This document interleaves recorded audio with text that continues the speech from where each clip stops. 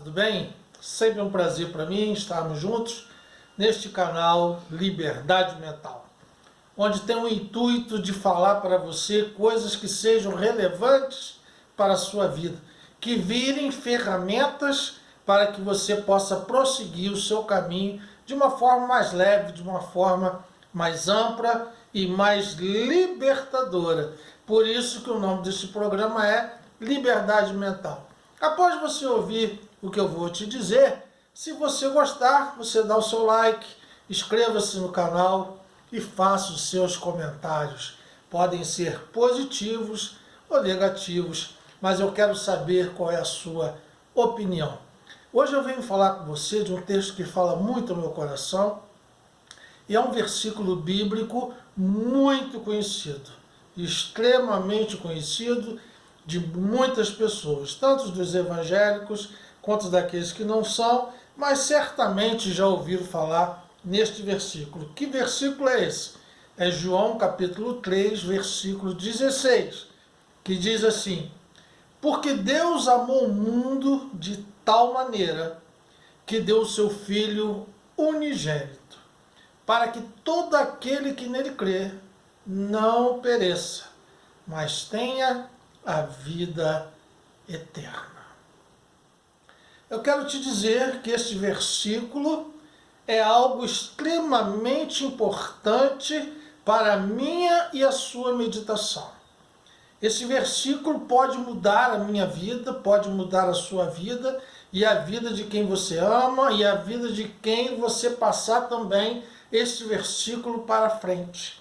Porém, ele tem uma dimensão muito maior do que muitas pessoas pensam e imaginam. Vamos lá.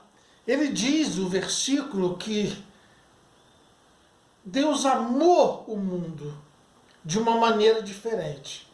De uma maneira tão íntima e tão profunda que João fala o seguinte: ele amou de uma maneira tal, de uma maneira inexplicável, de uma maneira que o próprio João não encontrou palavras para exprimir e expressar a maneira que Deus amou. Aí ele vira e fala assim: Deus amou o mundo de tal maneira, de uma maneira tão tremenda, que deu o seu Filho unigênito, para que todo aquele que nele crê não pereça, mas tenha a vida eterna.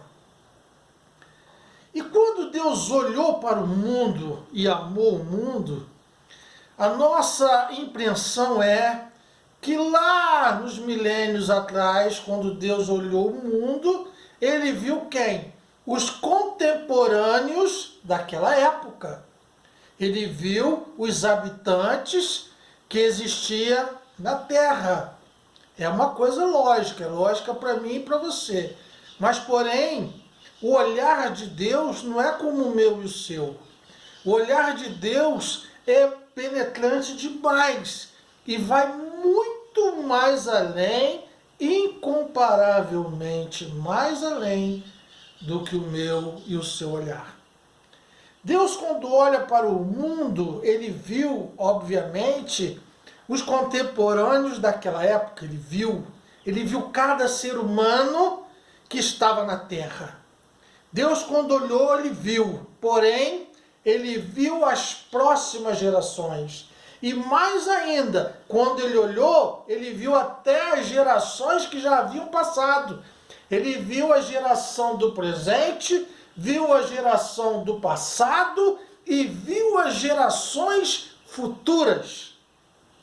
Deus, quando olhou o mundo e amou o mundo, ele amou os que já haviam existido, amou os que estavam existindo e amou a mim e a você, que ainda iríamos existir. E ele ainda passa da minha geração, passa da sua geração e olha até o fim dos tempos. E quando ele olha a terra, ele ama de uma maneira tão profunda que ele envia Jesus Cristo de uma forma especial. Obviamente, houve vários diálogos entre Deus e Jesus até o momento que Deus o enviou. Deus deve ter olhado para Jesus e falado assim: você, filho, é o recurso que eu tenho para tirar a humanidade da miséria. Você é o recurso que eu tenho para tirar a humanidade da escuridão. A humanidade anda em trevas. A humanidade anda presa e atolada em dogmas. Atolada no que já existia na Terra. E muitas, que é na religião. Eles fazem coisas que me desagradam e ainda falam que é em meu nome.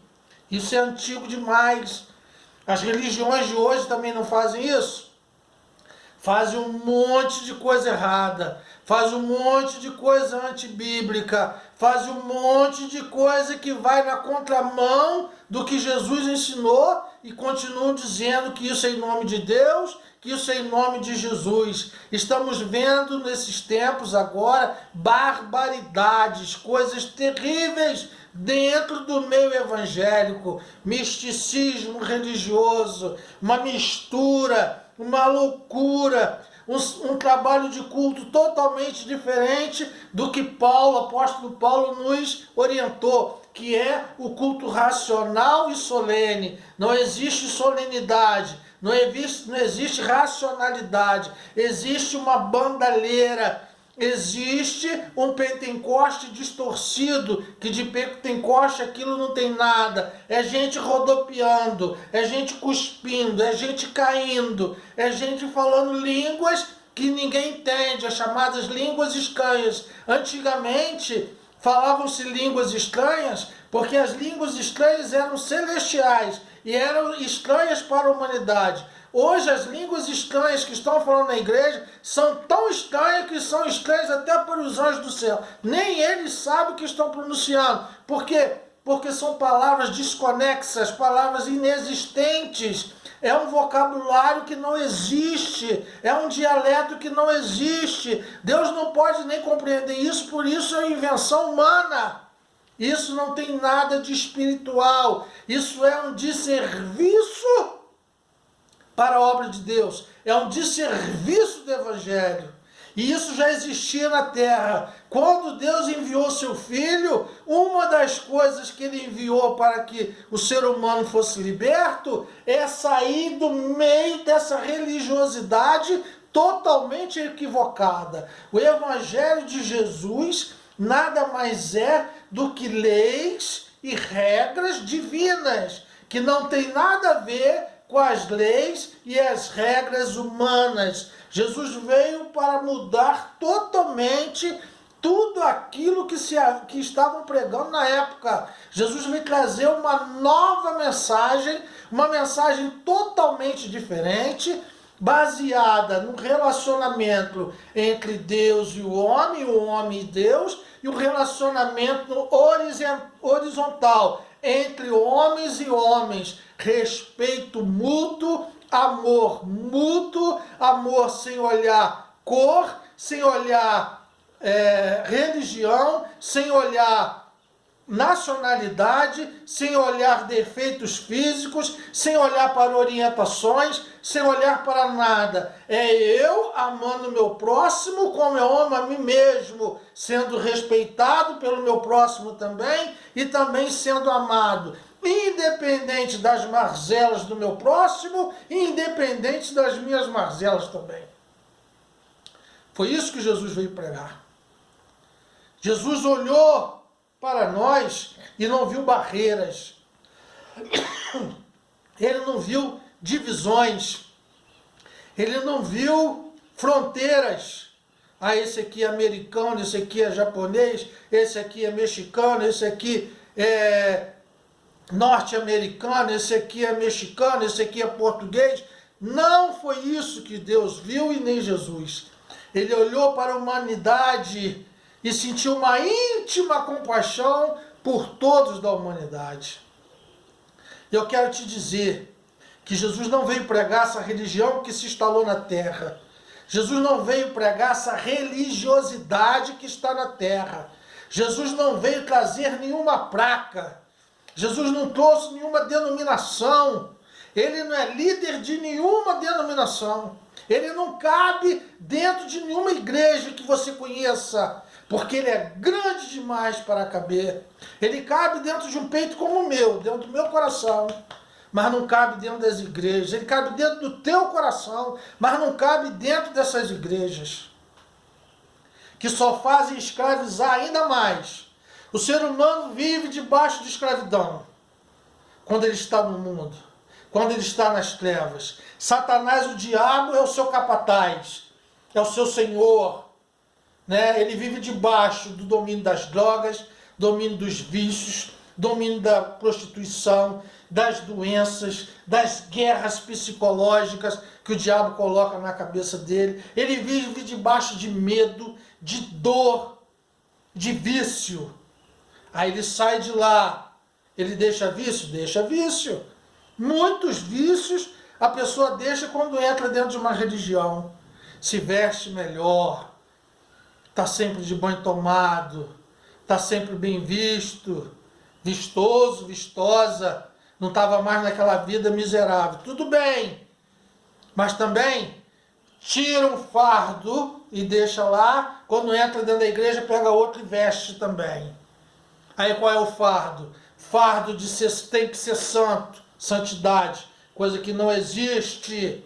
Homem nenhum é santo. Pode-se procurar santidade, pode-se procurar uma vida mais reta, pode-se procurar uma vida de consagração, mas homem santo não existe na terra.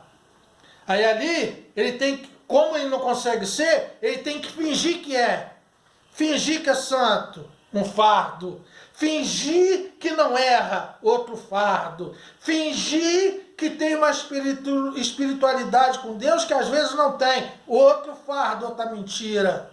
Fingir que serve e está debaixo da autoridade de homens, que muitas vezes ele está mais debaixo de uma autoridade humana do que de uma autoridade espiritual. Para o homem é mais fácil estar debaixo de uma autoridade humana, debaixo de uma hierarquia humana, do que estar debaixo de uma hierarquia espiritual. É muito mais fácil para o homem, né? Eu já acho o contrário, é muito mais fácil estar debaixo da hierarquia divina, estar sujeito a Deus, do que sujeito a homem. Porque quem está sujeito a homem não consegue ser sujeito a Deus. E quem está sujeito a Deus também não consegue ser sujeito a homem. Mas é isso que a humanidade quer. Tira um fardo ruim, péssimo, e bota outro também ruim. Se sente melhor do que o próximo, se sente melhor do que o outro irmão, se sente mais santo, se sente mais digno, se sente que ele vai para o céu, os outros vão para o inferno. Acha que a família dele é diferente da família dos outros. A família dele tem valor e está resguardada. A dos outros que se dane. É assim que muito religioso vive. Acha que só ele tem cérebro, que ninguém mais tem. É só ele que tem, só ele que conhece Deus, só ele sabe o que Deus quer, só ele sabe o que Deus gosta, só ele sabe o que Deus vai fazer, só ele sabe quando Deus vai mandar seu filho de volta, só ele sabe quando está no fim dos tempos, só ele sabe tudo. E na verdade, homem nenhum sabe nada. O homem que sabe alguma coisa é aquele que admite: eu não sei nada, ou muito pouco. O pouco que eu sei, talvez o pouco que você saiba, deve servir para quê? Para você seguir um caminho aceitável perante Deus. Um caminho dentro de uma realidade, sabendo que você é um pecador terrível, sabendo que eu sou um pecador terrível. Ah, mas eu sou crente, você continua sendo um pecador terrível. Você peca por pensamento, palavra e obra. E muitas vezes você não faz o teu pecado ser real, você não concretiza o seu pecado, porque você é um covarde, mas está com vontade de pecar, e muito, e muito. Às vezes você é um pecador mental terrível, peca diariamente, fecha os olhos, pensa que está dormindo nada, você está pecando, pensando na mulher dos outros, pensando no marido dos outros, pensando num monte de coisa. É, homem e mulher que peca, não é só homem não, é mulher também. Tem mulher aí que viaja nos seus pensamentos pecaminosos. Depois bota uma roupa, vai para a igreja e se acha santa. Não é, você não é santa. Não é, de jeito nenhum. Santo é Jesus. Jesus é santo. Fora ele, não existe santidade na terra. Existe sim pessoas que lutam para ter uma vida consagrada. Aí beleza. Agora santo, você pode correr de santo, que os santos da terra não estão com nada. E o que eu quero te dizer também, para terminar, o Jesus que essas igrejas pregam é muito fraco.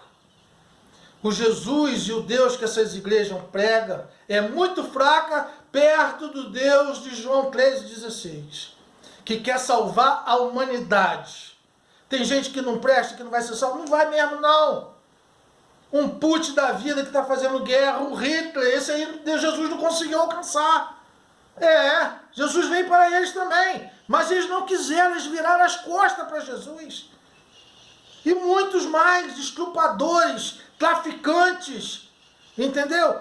Pessoal do governo que com a canetada lá, deixa um monte de criança com fome, sem merenda, deixa um monte de gente sem remédio no hospital, deixa um monte de chefe de família desempregado. Isso aí Deus não quer com ele também não quer céu para essa gente não. Que céu, mas não é céu. Que céu o quê? Agora tem pessoas boas, tem pessoas que têm um coração bom, mas tem defeito. Qual é o ser humano que não tem defeito?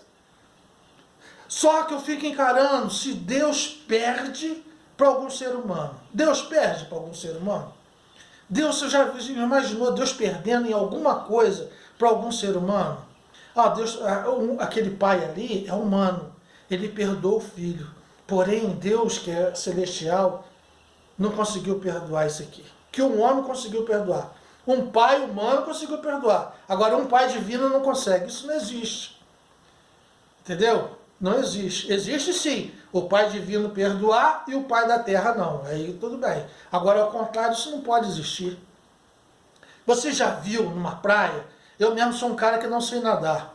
Vou na praia e fico igual criança. Molho, a água veio do joelho para cima, eu já estou voltando. Eu mergulho ao contrário. Eu mergulho do mar para a areia. É assim que eu sou. Tenho medo da água terrível. Né? Mas eu já vi, já fiquei olhando. Já vi em Copacabana, já vi em outras praias. Vi na praia do Forte, vi em outras praias também que eu já fui. Eu acho fantástico. Uma vez eu vi o salva-vida avisando, não pode ir para ali não vai não. E foi até o cunhado de um amigo meu que foi com a gente. O cara foi para lá, bebeu, o cara nadava bem, se perdeu para lá, daqui a pouco tô vendo os bombeiros indo salva-vida. Os caras mergulham, foi uma mulher junto também que nadava igual peixe, nadando fácil, foi lá buscar ele. Ele foi um dos caras que foram salvos naquele dia. E muitas outras pessoas, não viu salvar a menina, viu salvar uma moça. Falei assim, não vou vir em praia, mas não, que eu fico aqui desesperado, que eu não sei nadar e fico vendo o pessoal fazendo besteira aí. Mas uma coisa que eu quero falar a respeito disso. Tu já pensou se salva-vida? Falei assim, aqui, eu vim para te salvar, o cara está lá se afogando. Você é crente? Você tem religião? Você é um cara legal? Você é gente boa? Hein? Você é hétero, igual eu sou? Você é hétero? Não, você é homossexual? Você é lésbica? Não, você é hétero, tem um relacionamento hétero? O que você é? Você é macumbeiro? Você é evangélico? Você é muçulmano? Qual é a sua religião? Você na tua igreja você paga dízimo? Tá legal lá? Hein? Você é caloteiro? Tá em dia no SPC, no Serasa? Como é que você tá? Por quê? Porque eu preciso te salvar, mas eu preciso saber dessas coisas. O que ia acontecer? A pessoa ia morrer. Agora, salvamento do SAMU, batida de carro, os caras vêm, ambulância, correndo, voando, vem arriscando a vida deles para salvar a minha e a sua. Vem correndo. Hein? Vai perguntando no cara aí se o cara é gente boa, se ele torce pro meu time, que eu sou flamenguista, se ele for do Vasco eu não vou correndo não, vou diminuir aqui. Hein? Pergunta se ele é evangélico, eu sou evangélico. Para me salvar ele tem que ser evangélico também. Pergunta se ele acredita em Deus. Pergunta se ele acredita em Jesus. Já pensou? Já pensou se fosse assim? Hein? Você acha que Deus vai perder para o SAMU? Você acha que Deus vai perder para os salva-vida de praia? Você acha que eles têm mais amor e mais ética do que Deus? Vocês acham? Eu não. Pensa aí. Pensa aí e fala depois. Se eu estou certo ou estou errado. Eu não estou aqui nem para estar certo. Eu estou passando o que está no meu coração. Se eu estou certo ou não, só Deus sabe. Mas eu acredito no que eu estou falando. Eu acredito que sim. Eu acredito que é assim que é um pensamento racional. Né? E Deus não perde. Deus não perde. Deus não perde para homem. Deus não pede autorização para homem. Deus não está nem aí para o que os homens estão pensando a respeito dele. Deus não pede opinião para homem, não pede autorização para homem para te salvar. Se Deus quiser te salvar, Ele vai te salvar. Seja você crente, seja você não crente, seja você ateu, seja você credo, seja você branco, seja você preto, seja você alto, magro, seja você hétero, seja você gay, se Ele quiser te salvar, Ele vai te salvar. Tá bom? Muito obrigado. Fica com Deus, que o Senhor te abençoe, te guarde e te dê a paz.